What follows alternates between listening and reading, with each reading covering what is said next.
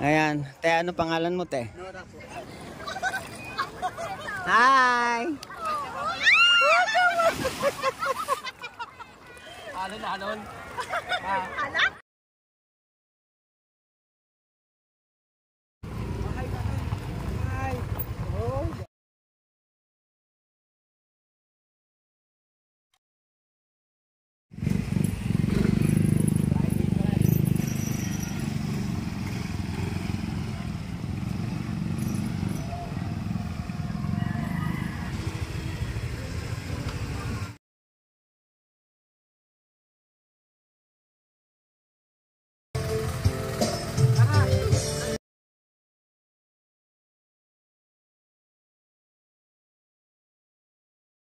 Yung mga motor na aalis ngayon dahil sa naghintay lang po sila na matuyo yung karsada kasi kanina po ay malakas ang ulan kaya hindi sila umalis kaagad. Pero nagluto po muna kami ng ginataang bilo-bilo.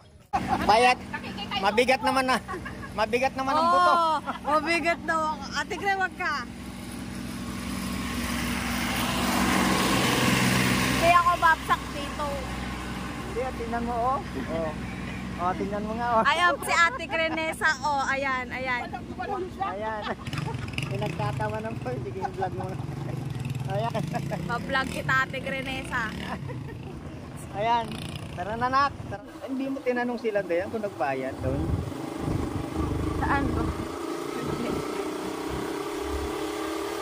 Ayo, dapat may resibo sila. May resibo sila, no? Kung nagbayad sila. Habang kami po ay bumabagtas dito sa bagong daan na ginagawa po ito papuntang DRT, ay dito rin po naman ang daan papunta sa Abungan Falls. Kayo po ay aming binabati ang Ka-Business Family, Ka-Business Official, Papa Dins TV. Shoutout po sa inyo.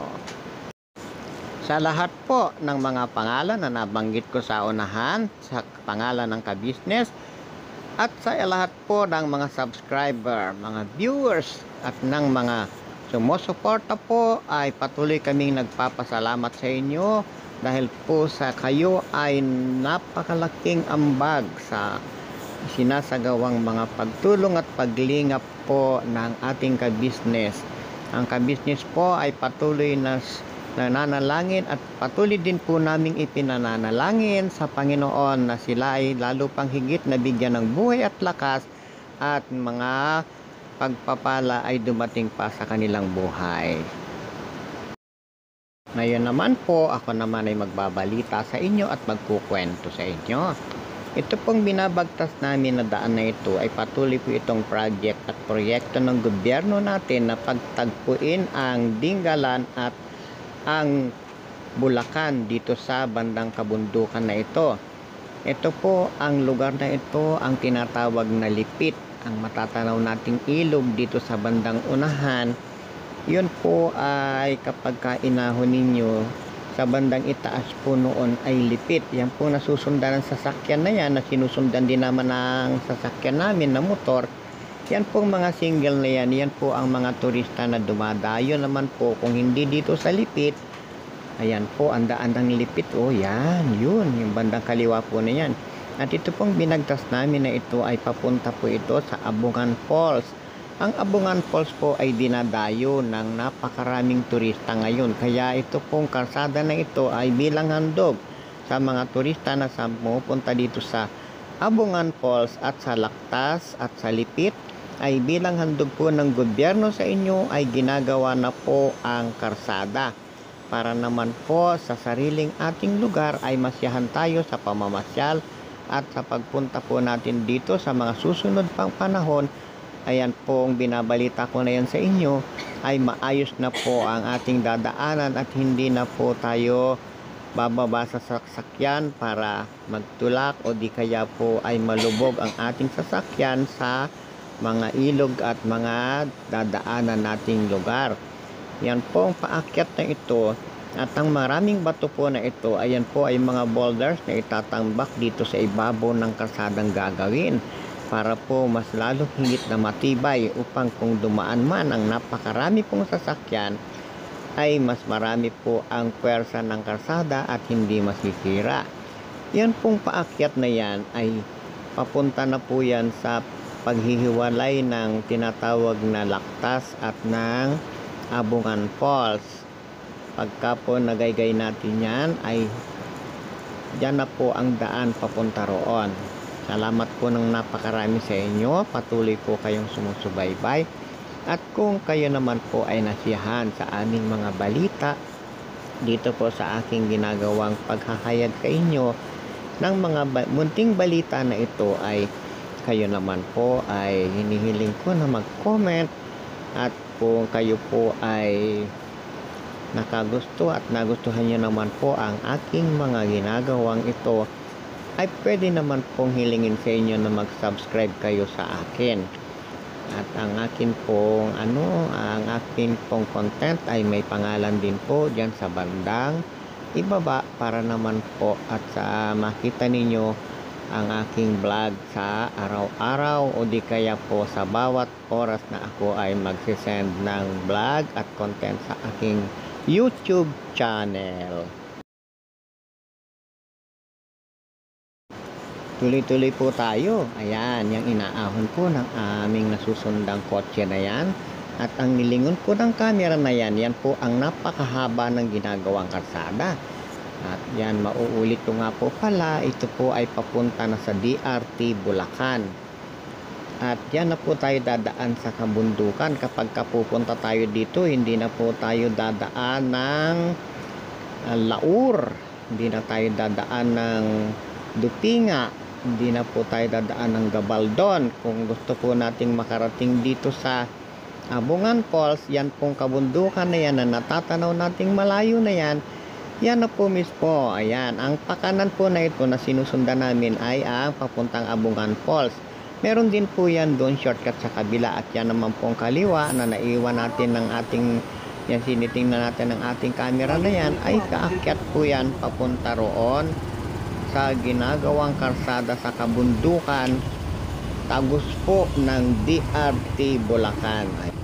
Ngayon naman po napatigil dito ang aming sinusundang kotse dahil sa medyo meron po putik. Kapag under construction po kasi ang mga karsada, talaga pong malalaking sasakyan ang dumadaan. Ngayon po ay ito ang mga tao papunta sa Abungan Falls. Ang Abungan Falls po ay dinadayo talaga. Kaya naman po, ayan, karamihan po na dumadayo dito ay mga nakasingle. Kaya po naglalakad na iyan, mga ibang tao na nakikita nyo na mga turista na yan, yan po ay bumaba na sa mga van at ginawa na lang pong maglakad. Meron po kasing isang sapa na maliit dyan sa bandang unahan na yan. Kapag nakita nyo, ayan po ay halos hindi kayang tawirin ng kotse. Yun nga po palang dalawang masasalubong natin na naandun sa bandang unahan po ng maraming tao. Yun po yung tinatawag na Parmal. Parmal po ang naghahatid ng mga turista doon sa mismong po halos puno na ng falls. Kaya naman po yung mga Parmal na yan, ang city capacity po niyan ay 25. May entrance fee nga po pala dito sa pag-akyat sa Abungan Falls, dito po sa bandang baba. Malapit na po ang Abungan Falls. Aakyat na lang po. Kaya lang kung may dala ka po mga pagkain, inumin, talaga naman po may konting hirap dahil sa bibit-bitin mo po yan dun, wala pong sasakyan. Hagdan-hagdan po ang akyat talaga papunta roon, mano-mano po. Sa lamig po ng Abungan Falls ay talaga naman po uuwi ka rin agad sa sasimoy nito, at yan po ay napakaganda naman ng mga adventure. At yun pong pagtagal doon, hindi naman po kami nagtagal. Umuwi din po kami agad dahil po ang mga bata ay giniginaw na rin po. Kaya naman pag uwi namin, ito naman po ang eksena. Namin tinangyan ng Parmal. Yan po ang Parmal. Yan po. Yan ang tinatawag na Parmal.